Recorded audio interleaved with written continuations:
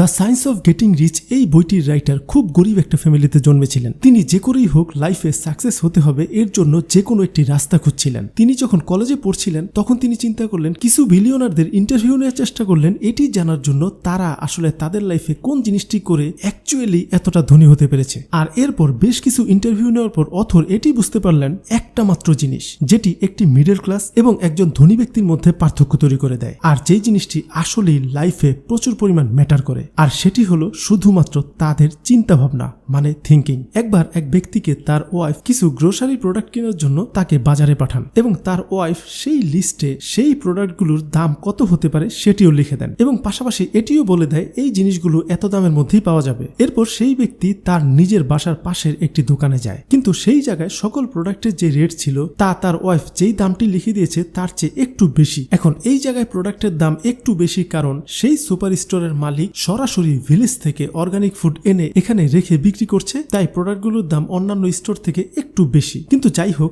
সেই ব্যক্তি সেই জায়গা থেকে প্রোডাক্ট না কিনে তার বাড়ি থেকে 30 মিনিট দূরে একটি স্টোরে যায়, যেখানে সে তার প্রোডাক্টগুলো একটু কম দামে পেয়ে যাবে, মানে তার ওয়াইফ যেই দামে দিয়েছিল সেই দামে পাওয়া যাবে। সেখানে সে যাওয়ার পর লম্বা একটা লাইন দেখতে পায়। যাই হোক, সেই লাইনে আধা ঘন্টা দাঁড়িয়ে থাকার পর সে তার সকল পণ্যগুলোকে কিনতে পায় এবং তার কাঙ্ক্ষিত দামে পেয়ে সে যথেষ্ট খুশি। এভাবে করে সস্তার প্রোডাক্ট কিনতে গিয়ে সে টোটাল 1 ঘন্টা তার লাইফ থেকে নষ্ট করে। যাই হোক, এটি নিয়ে তার কোনো চিন্তা ভাবনা নেই। সে বাসায় এসে মহা খুশি, কারণ সে তার ওয়াইফের দেওয়া সেই রেটে সকল প্রোডাক্ট কিনে আনতে পেরেছে। পাশাপাশি সে তার ওয়াইফকে প্রাউডফুলি বলে সে কিভাবে কত কষ্ট করে এই কম দামের প্রোডাক্টগুলোকে কিনতে পেরেছে এবং কিছু টাকায় সে এখান থেকে সেভও করেছে। এখন আপনিই বলুন, এই ব্যক্তি কি আসলে স্মার্ট নাকি বোকা? বেশিরভাগ মিডল ক্লাস মানুষই না এই প্রসেসটিকে স্মার্ট প্রসেস বলবে, কারণ এখানে তো টাকা সেভ হয়েছে। বাট একজন রিচ মাইন্ডসেট ওয়ালা লোক এই প্রসেসটিকে একটি ডাম প্রসেস বলবে, কারণ সে মাত্র কিছু টাকা বাঁচানোর জন্য তার লাইফ থেকে পুরো একটা ঘন্টা শেষ করে দিয়েছে।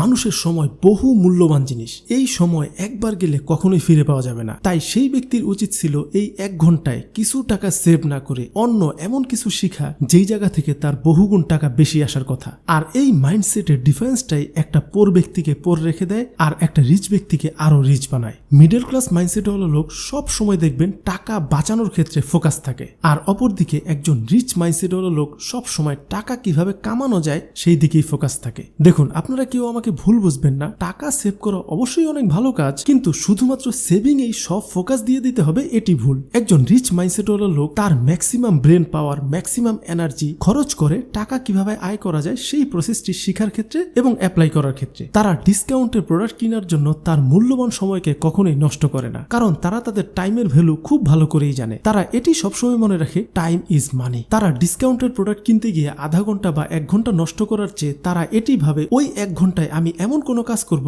যেই কাজ থেকে এমন একটা রেজাল্ট আসবে আমি চাইলে সেই ডিসকাউন্টের প্রোডাক্ট মেইন দামে অনেকগুলো কিনতে পারবো। দেখুন, ওই গ্রোসারি কিনা সেই ব্যক্তির যদি রিচ মাইন্ডসেট হতো তাহলে সে তার বাসার কাছে সেই দোকান থেকে একটু বেশি টাকা খরচ করে প্রোডাক্ট কিনে বাসায় এসে এমন কোনো স্কিল শিখতো যেই স্কিলকে কাজে লাগিয়ে সে বহু গুণ টাকা আয় করতে পারত। দেখুন, একজন স্মার্ট ব্যক্তি আজ এটি খুব ভালো করেই জানে মানুষ ঘরে বসে বসে ডিজিটালি অনেক কাজ করে হাজার হাজার ডলার আয় করছে। যাই হোক, এই ভিডিওটি পুরোটি শেষ পর্যন্ত দেখতে থাকুন, অনেক মূল্যবান কথা এই ভিডিওটিতে রয়েছে। তার আগে প্লিজ ভিডিওটিতে একটি লাইক করতে ভুলবেন না। সবার প্রথম কথা হলো, একজন রিচ মেন্টালিটিওয়ালা লোক সে যে জিনিসটি শিখে সেটি যত দ্রুত সম্ভব ফাস্ট এক্সিকিউশন করে, আর এটি অনেক বড় একটা ডিফারেন্স তৈরি করে দেয় একজন সাকসেসফুল এবং একজন আনসাকসেসফুল মানুষের মধ্যে। দেখবেন, একজন আনসাকসেসফুল লোক সব সময় নিজের কাজকে না পারফেক্ট করার জন্য সে সব সময় বিভিন্ন দিকে দৌড়াতে থাকে এবং দৌড়াতে দৌড়াতে এমন একটি অবস্থা সে আর কখনো তার কাজটি শুরুই করতে পারে না। অপরদিকে একজন রিচ ব্যক্তি যে যখনই কোনো কিছু শিখে সে সাথে সাথেই সেটি অ্যাপ্লাই করে। মাইন্ড ভ্যালির ফাউন্ডার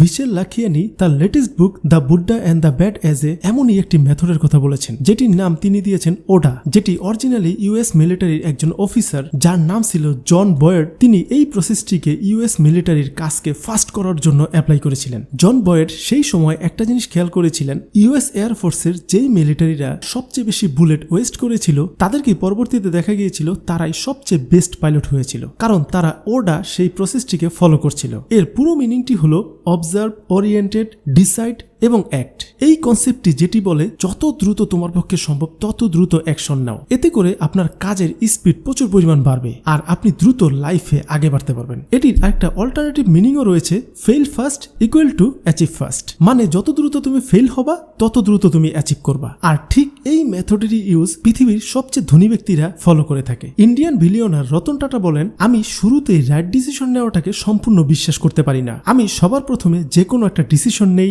আর এরপর এটিকে যে করেই হোক কমপ্লিট করি। মানে আমি একটা ডিসিশন নেই কোনো একটা কিছু করার, এরপর পথের মাঝে অনেকবার ফেল হই এবং সেটিকে সলভ করে আমি আমার কাজে সাকসেস হই। এটিই আমার প্রসেস। ধরুন খুব সকালে আপনি ঘুম থেকে উঠে গোসল করতে গিয়েছেন, সেই সময় হঠাৎ করে আপনার মাথায় একটা ইউনিক বিজনেস আইডিয়া চলে আসলো এবং বিজনেসটি ছিল এমন, এই বিজনেসটির কারণে বহু মানুষের অনেক উপকার হতে পারে। এরপর আপনি সাধারণত যে জিনিসটি করে থাকতে পারেন সেটি হলো আপনি সেই বিষয়টি নিয়ে সাথে সাথে রিসার্চে বসে যাবেন। আপনি ইউটিউব অথবা গুগলে এই বিষয়টি নিয়ে ডিটেলসে জানার চেষ্টা করবেন আর এরপরই আপনি বুঝতে পারেন এই প্রসেসটি কমপ্লিট করতে অনেকগুলো স্টেপ আপনার পার হতে হবে। আর ঠিক তখনই আপনি হঠাৎ করে আটকে যান। আপনি সেই সময় ভাবতে থাকেন, আরে এই স্টেপগুলো তো আমি ভালো করে জানিই না, এগুলো হয়তোবা অনেক কঠিন, আমাকে দিয়ে মনে হয় এগুলো সম্ভব হবে না, আমি আসলে এই কাজটি পারবো না। যেমন ধরুন কেউ একজন একটা অ্যাপ তৈরি করবে, ব্যাস সে তো মহা খুশি, একটা অ্যাপ তৈরি করলে অনেক ভালো ইনকাম হবে। তারপর সে যখন অ্যাপটা মেক করতে যায় তখনই সে দেখে তার প্রোগ্রামিং শিখতে হবে, মার্কেটিং শিখতে হবে, আরো বিভিন্ন জিনিস শিখতে হবে। তখনই সে নিজেকে এক্সকিউজ দেওয়া শুরু করে, আরে আমি তো কোডিং পারি না, আমি তো মার্কেটিং পারি না, আমি কিভাবে এই কাজ করব, এই কাজ বাদ। কিন্তু একটা রিচ মাইন্ডসেটওয়ালা লোকের এই এক্সকিউজগুলো না মাথায় আসেই না। সে যখনই চিন্তা করে আমি একটা অ্যাপ তৈরি করব, সে সাথে সাথেই যখন দেখতে পায় তার কোনো একটা প্রোগ্রামিং ল্যাঙ্গুয়েজ শিখতে হবে, সে সেটিকে শিখতে বসে যায়। পাশাপাশি সেই অ্যাপটিকে কিভাবে মার্কেটিং করতে হবে সে সেটিও শিখতে থাকে। ব্যাস 1-2-3 মাস তার সেই অ্যাপটি তৈরি হয়ে যায়। এর মাঝে অনেক ভুল হয়, সে সেটিকে সলভ করে নেয়। এরপর যখন অ্যাপটিকে মার্কেটিং করতে যায় সেই জায়গায় সে অনেক ভুল করে সলভ করে ফেলে। আর এভাবে করে 6 মাস বা 1 বছর পর সেই রিচ মাইন্ডসেটওয়ালা ব্যক্তি কিন্তু সাকসেস হয়ে যায় আর আমরা সেখানেই পড়ে থাকি। আর এই পয়েন্টটিতে এই জিনিসটি আমি আপনাদের বোঝাতে যাচ্ছিলাম, টেক অ্যাকশন ফার্স্ট। যে করেই হোক যে কোনো একটা জিনিসের না সাথে সাথে অ্যাকশন নিতে হবে, কোনো জায়গায় কোনো কিছু চিন্তা করে বসে যাওয়া যাবে না। হ্যাঁ, তবে এই জিনিসটি চিন্তা করা যেতে পারে আপনি সেই কাজটি করবেন কি করবেন না, কিন্তু যদি আপনি সেই কাজে ইন্টারেস্টেড হন তাহলে কোনোভাবেই নিজেকে আটকে ফেলা যাবে না। যে করেই হোক, কিছুদিন সময় লাগুক, কিছু মাস সময় লাগুক, সেই কাজটিকে কমপ্লিট করে ফেলতে হবে। আপনাদের ডোনাল্ড ট্রাম্পের একটা স্টোরি শেয়ার করি, তার রিয়েল লাইফ স্টোরি। সে একবার তার বিজনেসে অনেক বড় একটি লস খেয়ে বেশ অনেক বিলিয়ন ডলারের লোনে পড়ে যায়। সে সেই সময়ের কষ্টের ফিলিংস গুলো পরে যখন শেয়ার করেছিল তখন তিনি বলেছিলেন, সেই সময় আমি আমার গাড়ি দিয়ে যখন রাস্তা দিয়ে যেতাম তখন রাস্তার ধারে অনেক গরিব মানুষকে দেখতাম, তখন আমার মনের ভিতর বারবার একটা জিনিস ফিল হচ্ছিল, এই রাস্তায় পড়ে থাকা এই লোকটিও আমার চেয়ে কত ধনী, কারণ তার কাছে তো শুধুমাত্র টাকা নেই, কিন্তু আমি তো বিলিয়নস অফ ডলারের ঋণে আটকে রয়েছি। ঋণ এমন একটা খারাপ জিনিস যেটি যে কোনো জিনিয়াস ব্যক্তিকেও না ধ্বংস করে ফেলে। কিন্তু ডোনাল্ড ট্রাম্প এতটাই জিনিয়াস ব্যক্তি ছিলেন, সে সেই জায়গা থেকে পরবর্তীতে আবার সকল ধার কমপ্লিট করে আবার সেই বিলিয়নার হয়েছিলেন। আর এরপর তো আমরা সবাই জানি তিনি ইউএস প্রেসিডেন্ট পর্যন্ত হয়েছিলেন। আর বিশ্বাস করুন, এই জিনিসটি কোনো জাদু বা তার নিজের কোনো হঠাৎ করে করা পরিশ্রম দিয়ে হয়নি। এটি এই কারণেই হয়েছিল কারণ তার চিন্তা ভাবনাটা সঠিক ছিল, তার সঠিক মাইন্ডসেট এবং তার সঠিক আইডেন্টিটি তাকে আবার সেই ফেরত আগের জায়গায় নিয়ে এসেছিল। আমরা বেশিরভাগ মানুষ এটিই মনে করি আমাদের পরিশ্রমই আমাদেরকে ধনী বানিয়ে দেবে। যেই ব্যক্তি মশলা বিক্রি করে সে চিন্তা করে আমি মশলা বিক্রি করেই ধনী হয়ে যাব, আবার যেই ব্যক্তি গোল্ডের বিজনেস করে সে চিন্তা করে আমি গোল্ড বিক্রি করেই ধনী হয়ে যাব। হ্যাঁ, এটা ঠিক, আপনি আপনার লাইফে আপনার চোখে যেই কাজই দেখতে পাচ্ছেন সেই কাজ দিয়েই মানুষ কেউ না কেউ অনেক ধনী হয়ে যাচ্ছে। এমনকি আপনার বাসায় থাকা ময়লা আবর্জনাওয়ালা স্ক্র্যাপ নিয়েও কোনো না কোনো ব্যক্তি কোটিপতি হচ্ছে। এর মানে বিষয়টি দাঁড়ালো কোনো স্পেসিফিক কাজ নয়, মানুষের মাইন্ডসেট এবং তার ক্যারেক্টারই তাকে ধনী হওয়া পর্যন্ত নিয়ে যায়। ধনী লোকেরা প্রচুর অবসেসিভ হয়। ধনী লোকদের একটা আজব অভ্যাস রয়েছে, তারা যখনই কোনো প্রবলেমে পড়ে তখন যতক্ষণ পর্যন্ত সেই প্রবলেমটিকে সলভ না করতে পারে তারা এই মাথায় প্রবলেমটিকে রেখে রেখেই যে করেই হোক এটিকে সলভ করেই ফেলে। ওয়ালমার্টের ফাউন্ডার স্যাম ওয়ালটন পৃথিবীর সবচেয়ে ধনী ব্যক্তিদের মধ্যে একজন, কিন্তু তাকে না সবসময় একটা কাজ করতে দেখা যেত ওয়ালমার্টের ভিতরে। সে যখনই ওয়ালমার্টের কোনো স্টোরে আসতো তখন সে সাথে সাথেই এক জায়গায় দাঁড়িয়ে চুপচাপ সকল কিছু অবজার্ভ করতে থাকতেন, কারণ তিনি সবসময় এটিই চাইতেন তার এই স্টোরগুলোতে আসলে রিয়েল ওয়ার্ল্ডে কি হচ্ছে, এখানে মানুষ আসলে কিভাবে কিনছে, সেলসম্যানরা কিভাবে আসলে প্রোডাক্টগুলোকে সেল করছে, শপিং কার্ডের ডিজাইন কেমন হবে, অথবা স্টোরের ব্যাকগ্রাউন্ড মিউজিক কি হবে, এই জিনিসগুলো পর্যন্ত তিনি খুব সূক্ষ্মভাবে খেয়াল করতেন প্রতিটি সময়ে। এখন অনেকেরই কোশ্চেন ছিল এই জিনিসগুলো তিনি নিজে কেন অবজার্ভ করেন? সে তো চাইলে হাজারো লোক রেখে দিয়ে এই কাজগুলো করাতে পারতেন, তারপরও তিনি কেন এই কাজটি নিজে করেন? তিনি পরবর্তীতে একটা ইন্টারভিউতে বলেছিলেন,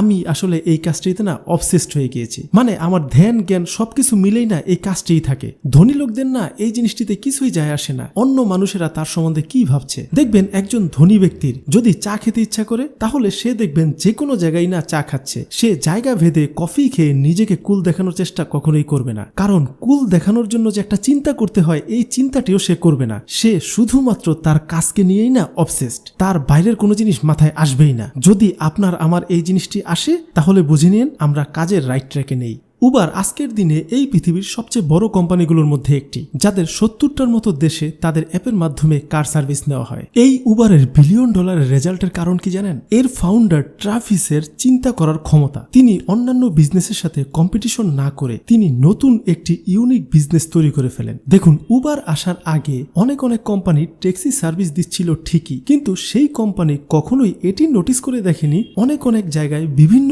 সময়ে ট্যাক্সি পাওয়া খুব মুশকিলের কাজ ছিল।